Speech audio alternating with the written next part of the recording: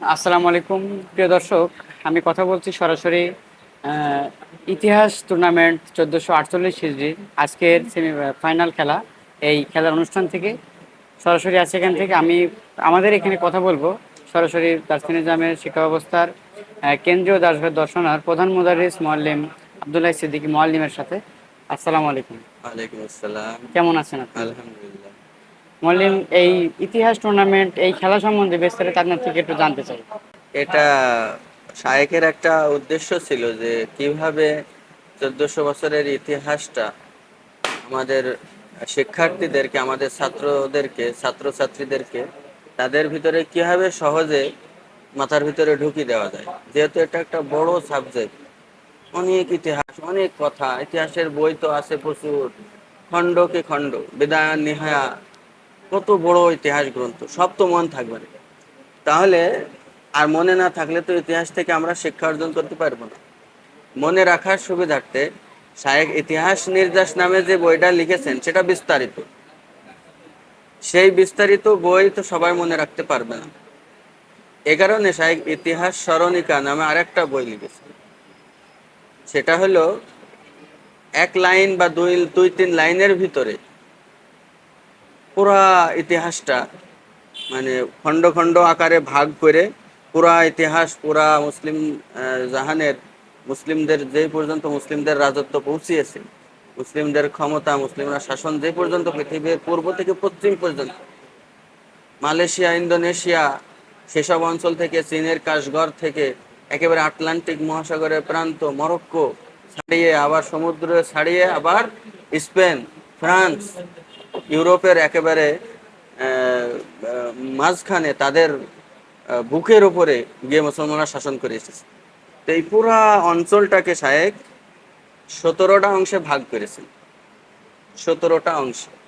যেমন এক নম্বর অঞ্চল হিসেবে আমি উদাহরণস্বরূপ বলতে পারি যে প্রথম 1 নম্বর অঞ্চল হিসেবে শায়েক লিখেছেন, দিয়েছেন যে আরব উপদ্বীপ। আরব উপদ্বীপ একটা হলো একটা অঞ্চল। এবারে এর ভিতরে অনেক ছোট ছোট এখন বর্তমানে অনেক দেশ হয়েছে, যেমন সৌদি আরব, কুয়েত, কাতার, বাহরাইন, তারপরে সংযুক্ত আরব আমিরাত, ওমান, ইয়ামেন ইত্যাদি রাষ্ট্র এখন হয়েছে। কিন্তু এই সবগুলো মিলে একটা অঞ্চল করা হয়েছে। এটা 1 নম্বর অঞ্চল হিসেবে শায়েক চিহ্নিত করেছে। এইরকম 17টা অঞ্চলে ভাগ করেছেন শায়েক সারা পৃথিবীতে। এবার 17টা অঞ্চলে ভাগ করার পরে প্রত্যেকটা অঞ্চলের সাথে সংশ্লিষ্ট সেই এক থেকে শুরু করে এই বর্তমান হিজরি পর্যন্ত, এই 1400, 1450, এখন হলো 1448 হিজরি। তো 1448 হিজরি পর্যন্ত যত ঘটনা সেই অঞ্চলে ঘটেছে, সেই অঞ্চলে ওই সকল ঘটনাগুলোর ভিতরে 16টা ঘটনা, বড় বড় 16টা ঘটনা বা 16টা মানে 16টা বিষয়ে শায়েক ভাগ করেছে প্রত্যেকটা অঞ্চলে।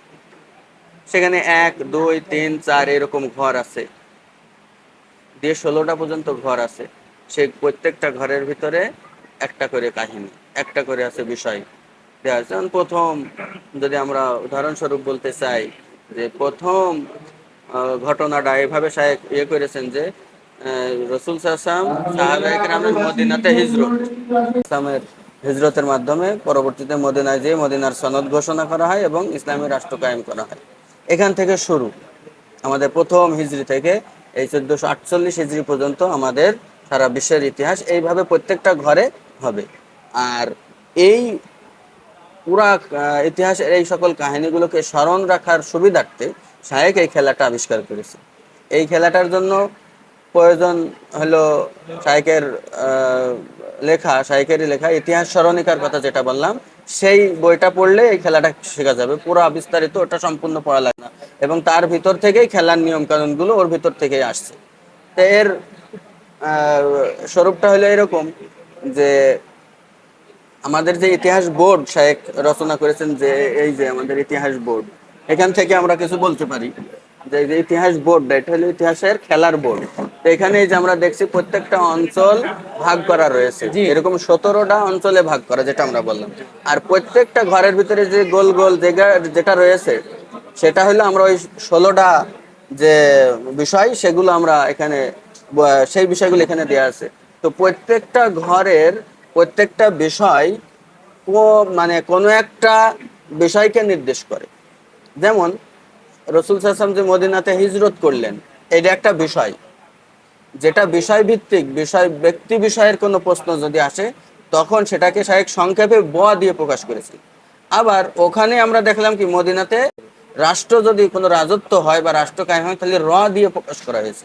এরকম আমাদের ঘরে এরকম প্রত্যেকটা ঘরে যে যে বিষয়, যদি কোনো ফিতনা হয় তাহলে প দিয়ে প্রকাশ করা হয়েছে, যদি কোনো গোমরা হয় তাহলে গ দিয়ে প্রকাশ করা হয়েছে, যদি হচ্ছে সভ্যতা সংস্কৃতির কোনো বিষয় হয়, যেমন রসুল সাল্লাল্লাহু আলাইহি ওয়াসাল্লাম মসজিদে কুবা নির্মাণ করেছেন, মসজিদে নব্বে নির্মাণ করেছেন, এটা হলো সভ্যতা সংস্কৃতির ভিতরে, সেটা দন্তস্ব দিয়ে প্রকাশ করা হয়েছে। তো এইরকম প্রত্যেকটা ঘর অক্ষর দিয়ে সাজানো, এবং ওই অক্ষর দেখে এই অক্ষর ইঙ্গিত করছে যে ওখানে কোন ঘটনাটা ওখানে উল্লেখ করা হয়েছে, সেই ঘটনার উপর পরিপ্রেক্ষিতে ওই অক্ষরটা ওখানে দেওয়া হয়েছে। তো আমাদের এই পুরা যে ইতিহাসের বোর্ড আর যে কালারগুলো আমরা দেখতে পাচ্ছি, যে কালারগুলো, এই কালারগুলো কোন শতাব্দীতে ওই ঘটনা ঘটেছে সেটা নির্দেশ করছে। এই তিন দল এখানে খেলায় অংশগ্রহণ করতে পারে, তিনজন ব্যক্তি বা তিনটে দল, 10 নম্বর, 9 নম্বর এবং 14 নম্বর মঞ্জিল। এই মঞ্জিল থেকে শুরু হবে, শুরু হয়ে আগে মঞ্জিলে গুটি থাকবে, প্রত্যেকজনের আলাদা আলাদা গুটি থাকবে। এই গুটি এর ভিতরে সে রাখবে, টস করা হবে প্রথমে যে কে কোন ঘরটা পাবে, এ টস করে গুটিটা সেখানে দেওয়া হবে। দেওয়ার পরে পরবর্তীতে সে একটা একটা ঘর করে এইভাবে এগোতে থাকবে। যেই ঘর যেই ঘরে যেই অক্ষর, সেই অক্ষরের কার্ড বোর্ডে সাজানো থাকবে। যে এই প্রত্যেকটা, যে আমরা আগে যেটা বললাম যে প্রত্যেকটা বিষয়ের সাথে যুদ্ধ হলে অন্তর্য কার্ড, যদি জয় করে কোনো এলাকা তাহলে বর্গীজ কার্ড, যদি দাওয়াতের কোনো বিষয় হয়, দাওয়াত যদি বিষয় তাহলে দ কার্ড, গোমরাহ যদি হয় তাহলে গ কার্ড। ওইরকম প্রত্যেকটা কার্ড কিন্তু এখানে থাকবে, আলাদা কার্ড থাকবে। সেই কার্ডটা যদি এখানে তিন দলের কেউ নিয়ে নেয় তাহলে সেই কার্ডটা সে পাচ্ছে না, তাহলে সে এগোতে পারবে না। আর যদি ওই কার্ডটা থাকে, সে পায়, তাহলে সে ওই কার্ডের বলে সে ঘর এইভাবে আস্তে আস্তে কি এগোতে থাকবে, এগোতে এগোতে আস্তে আস্তে সে চলে যাবে একেবারে 17 নম্বর মঞ্জিল, মালয় দ্বীপপুঞ্জ, মালয়েশিয়া, ইন্দোনেশিয়া, ব্রুনাই এবং হচ্ছে মালদ্বীপ মিলে এই মঞ্জিলটা তৈরি করা হয়েছে। এখানে যে সর্বপ্রথম তিন দলের ভিতরে আসতে পারবে সেই ফার্স্ট হবে, পরবর্তী জন সেকেন্ড, পরের জন থার্ড। এইভাবে মূলত আমাদের খেলাটা হবে। এই খেলার সাথে আরেকটা সংশ্লিষ্ট বিষয় আছে, ওই যে কার্ডগুলোর কথা আমরা বললাম, ওই কার্ডগুলোর ভিতরে একটা কার্ড আছে টাইম ট্র্যাপ। মানে সে কার্ড পাচ্ছে ঠিক আছে, কার্ডের বলে আর একটা ঘর সে এগোতে পারবে, কিন্তু এখানে যে আমরা ঘর দেখালাম ওই টাইম ট্র্যাপের একটা গুটি থাকবে, সেই গুটি দিয়ে যদি টাইম ট্র্যাপ অফ করা হয়, সে ওই টাইম ট্র্যাপ ওই কার্ডটা পেলে তার ক্ষমতা হবে বা সে এটাতে করতে পারবে যে ওই যে কোনো ঘর যে কোনো শতাব্দী সে আটকে দিতে পারবে। ওখান থেকে আগাতে পারবে। হ্যাঁ, আগাতে পারবে না, কার্ড থাকলেও আর আগাতে পারবে না। সেক্ষেত্রে ওখানে আটকে দেবে, যে কোনো যে শতাব্দী আটকাবে সেখানে সে আটকে দেবে। এটা একটা আমার টাইম ট্র্যাপ একটা কার্ড রয়েছে। আর মঞ্জিল কার্ড আছে একটা, মঞ্জিল কার্ড হলো এই যে মঞ্জিলে ঢোকার জন্য, এই যে মাঝখানে যে মঞ্জিল গুলো আছে, এই মঞ্জিল 15, এখানে ঢোকার জন্য তার মঞ্জিল কার্ড লাগবে, এই একটা কার্ড আছে। আর বাদ বাকি কার্ডগুলো 10টা কার্ড মোট, আর এই দুটো মোট 12টা কার্ড মিলে আমাদের এই খেলাটা হয়। এবং এই খেলাটার সাথে সংশ্লিষ্ট আরো অনেক বিষয় এখানে রয়েছে।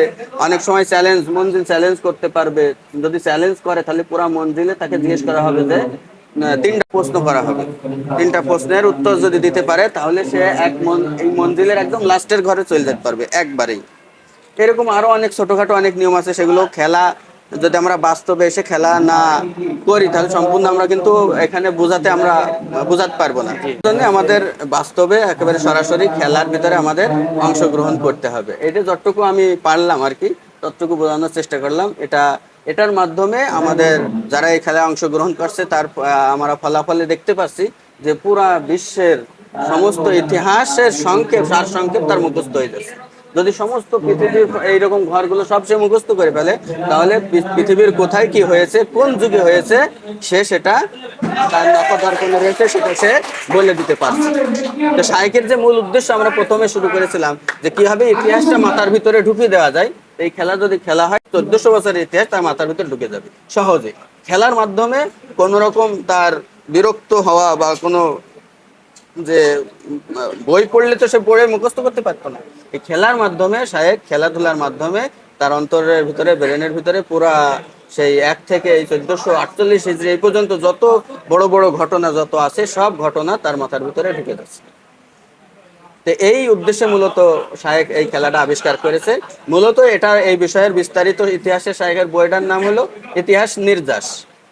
আর সংক্ষেপে যে খেলার সুবিধার্থে যে বইটা করা হয়েছে সেই বইটা হলো ইতিহাস স্মরণিকা। আর এটা হলো শায়েখের ইতিহাস খেলার বোর্ড। এটার মাধ্যমে শায়েখ মানুষকে ইতিহাসের বিষয়টা তাদের ভিতরে ঢোকানোর চেষ্টা করেছে। এই হলো সংক্ষেপে। মোয়াল্লিম, অসংখ্য ধন্যবাদ আপনাকে। ইতিহাস সম্পর্কে আপনার যা বলেছেন আমাদেরকে অত্যন্ত। দর্শক, এতক্ষণ আপনারা শুনছিলেন ইতিহাস খেলতে খেলতে ইতিহাস শিখে সম্পর্কে জানাচ্ছিলেন প্রিয় মোয়াল্লিম আব্দুল হাই সিদ্দিকী। তো আসলে এটি যে একটি খেলা, আমার কাছে খেলা মনে হয় না, এটি একটি ইলমের হাড়ি মনে হয়।